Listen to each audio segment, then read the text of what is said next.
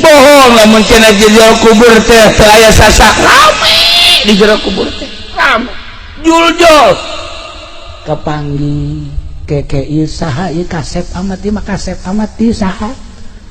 abdi teh ieu teh salat nu 5 waktu teh masyaallah ieu nu kasep pisan ieu mah abdi tahajud ieu ya abdi duha ya Allah ieu jangkung gede ieu mah kasep abdi witir 11 rakaat ini mah sukuan hari ini saya mah masya Allah rapi amat abdi mah jariah ke masjid ya kari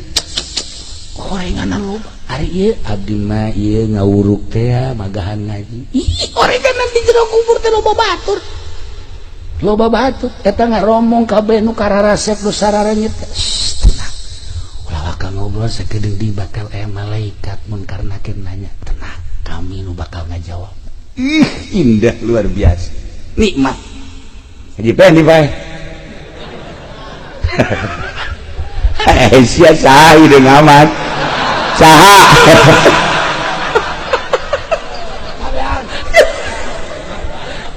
nanya saha itu boga batur kos ieu batur menghaji jaing agar teu boga batur kos kisi jore amat sih ieu teh subuh di mana subuh anu sok biasa kodoan jelemana mah biasa ngawujud ngan hideung sebab nyanan makan istiqomah jam 7 kodoan eta ge rada deureus kene masih kene bagus sia ieu jore jasa mah saya abdi dagang ngabohong teh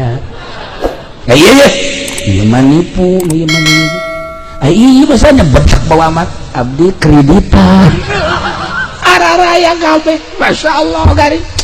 milik kebelah dia ieu sia saha ulah saha-saha deuleu ku sia tarang aing saha ya sia mah pan ieu mah balak genepan atuh nu sok kekempet ku sia milu orenganan ya Allah ya Rabb batur-batur orang di jero kubur teh seperti eta nah bayangkeun urang bayangkeun lamun urang maot nu bakal ngabaturan urang di jero kubur apakah nu tadi nu kararesep sararengit apakah nu daroreng nu bararau tanya ka awak sorangan tama tanya terus ente cenah kiai menengan dia jelas-jelaseme ku kiai ku hari coba mana nu abror mana anu pujar atuh deuk kajeuleuh lamun ieu merengkut betah ieu pujar ieu anu tarangna merengkut gitu ieu ngariut teh gitu nah ieu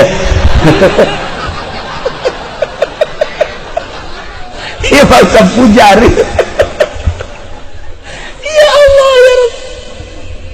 para jamaah kaum muslimin sekedar sebuah renungan yang diri urang